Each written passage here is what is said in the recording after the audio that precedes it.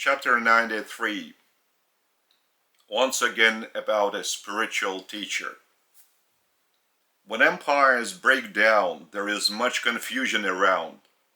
However, the greatest confusion is not when material empires are disintegrating, but rather when illusionary empires created by one's mind and based on the meeting the profitable interests of one's own self are cracked down within mortal mind.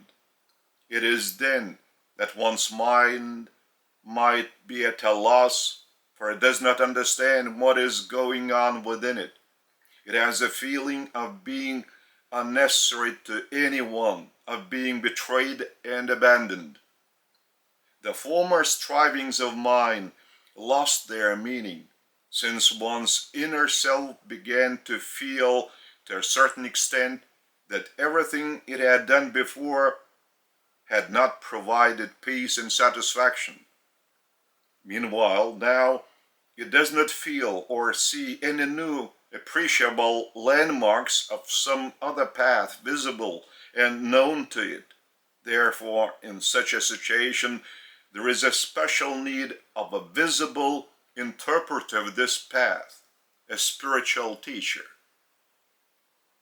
It is thanks to him that it is possible to soften and lessen anxiety and apprehension, uncertainty and fear of material mind, when it does not want to walk on the old path anymore, yet it does not know where there might be some other path. And such a soul, in order not to lose a striving for its living flight, even in a very difficult and unfavorable circumstance, needs such a soul consolidator with whom the soul, having a desire evermore to open up, would be able to associate and get a sensation that it has not made a mistake by giving up its old and selfish path, while at the same time it would desire something greater, yet it is not yet aware of what this might be.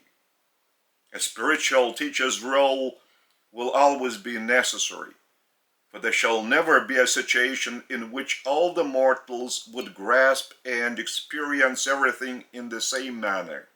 Therefore, those who seek more intensively and more sincerely must have such a spiritual teacher who has accumulated a greater experience, not the one who has more knowledge and a well-developed mind, but the one who has already himself walked up the spiritual path, confirming his spiritual knowledge, that he could teach others by grounding his teaching on the voice of his soul, which on this path speaks out the living word of the Father, and on his own experience, which is confirming and supporting the word of the Father, that it would be understood by all, and that would be possible to verify by one's own experience, rather than by referring to the quotations accumulated in his mind.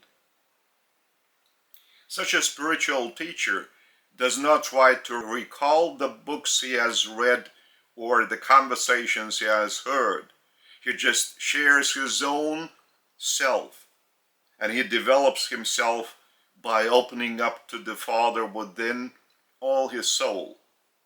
It is this opening that enables the Spirit of the Father, the thought adjuster, to pass to the soul of the spiritual teacher the words that are most necessary for the teacher to speak out to his disciple, so that the latter would understand both the teacher and the vibrations of the teacher's soul.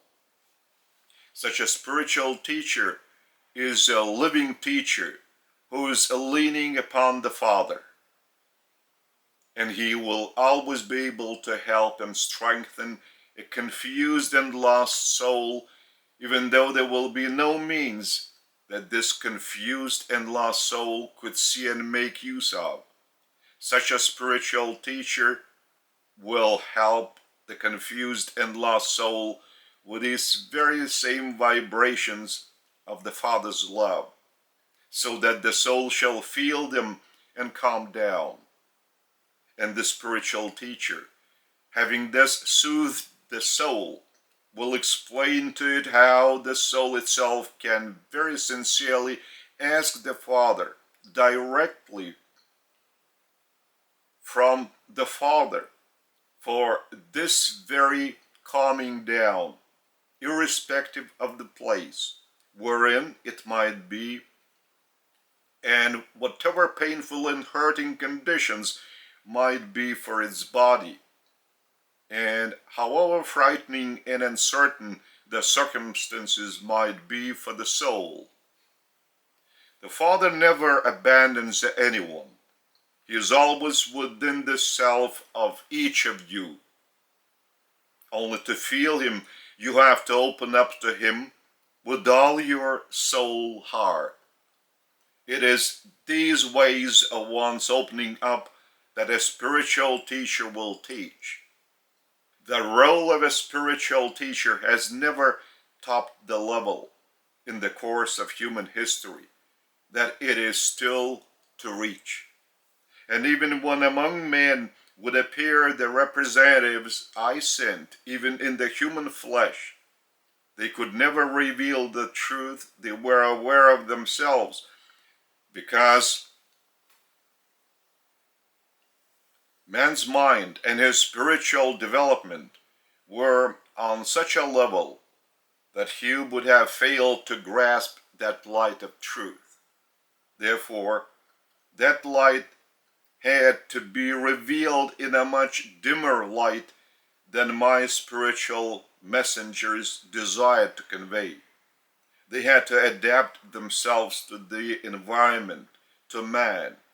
And these periods, these millennia during which you did not have any spiritual teacher at all, since the spiritual development of your planet was delayed because of the revolt against the Father and against me by your spiritual leader, who went astray, so that even this poor concept about the Father and about me was so distorted and was so turned inside out that for those of us who really know the Father's creation and its light, it was so painful to watch your suffering and pain caused by you to yourselves, as you were distorting the Father's creation and the Father Himself.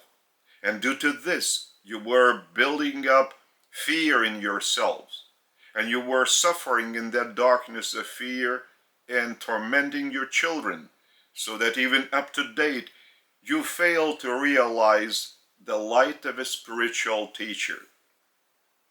And my, Christ's, teachings are meant for all those who desire the light of a spiritual teaching and are ready to follow a true spiritual teacher whom they will encounter on their path and who will be sent by me.